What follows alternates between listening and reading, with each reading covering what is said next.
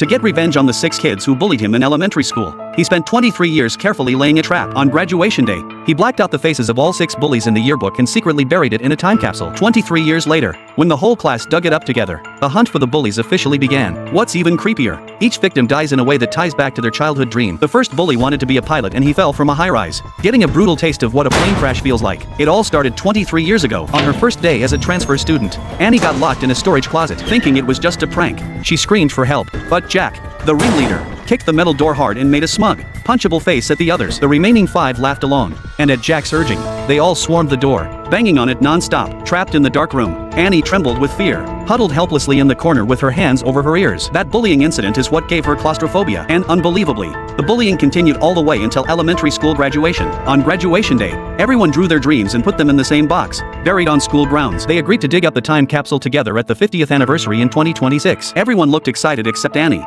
who stood off to the side, her eyes full of hatred. Fast forward 23 years, the 6 former bullies are all living happy lives. Jack, the ringleader, is married with kids. On the day of the 50th anniversary, he suddenly gets an invitation and so does Tom. They agree to meet at the old school, round up the others, and dig up the time capsule. Soon the whole class is back on campus. All the bullies show up except one who's abroad. Annie deliberately makes a grand entrance last, and the moment she appears, everyone crowds around her. She's now the country's most famous journalist. Tom, one of the 6 bullies, is especially smitten and starts thinking about asking her out. Led by Jack, everyone digs up the time capsule together. Their drawings are all perfectly preserved. But then something strange happens. The graduation yearbook at the very bottom has been tampered with. 6 students' faces are completely blacked out. Everyone assumes it's a prank except Jack, who instantly tenses up and glances instinctively at Annie. Those 6 faces are exactly the bullies he led. Jack suspects Annie is behind it. That evening they gather at Paul's bar for dinner. Meanwhile, Annie goes to the bathroom, and her expression makes it clear she's been holding something back all along. Tom secretly opens Annie's old graduation sketchbook, and what's inside shocks everyone: a drawing of a little girl being swallowed by darkness. The class president quickly breaks the awkward tension, telling everyone to keep quiet about it. After dinner, they all take the elevator down except Annie, who insists on taking the stairs. It's her claustrophobia. Even a small space like an elevator can trigger an attack. Nobody can imagine what she's been through all these years. Jack and 2 others stay behind drinking and chatting. They bring up the vandalized yearbook and figure Annie must still hold a grudge. But Tom and Paul think that's impossible. It was 23 years ago.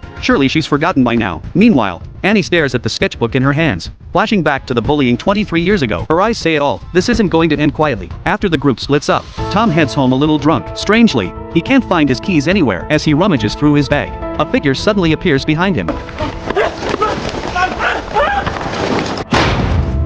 Tom, who once dreamed of being a pilot, gets his own version of a plane crash and ends his life of sin. The next day, 2 police officers visit Jack to tell him about Tom. Jack can't believe it. His first thought is the blacked out yearbook, and he asks the police if it was murder. But Tom reeked of alcohol and there were no signs of a struggle. So the police's initial ruling is an accident.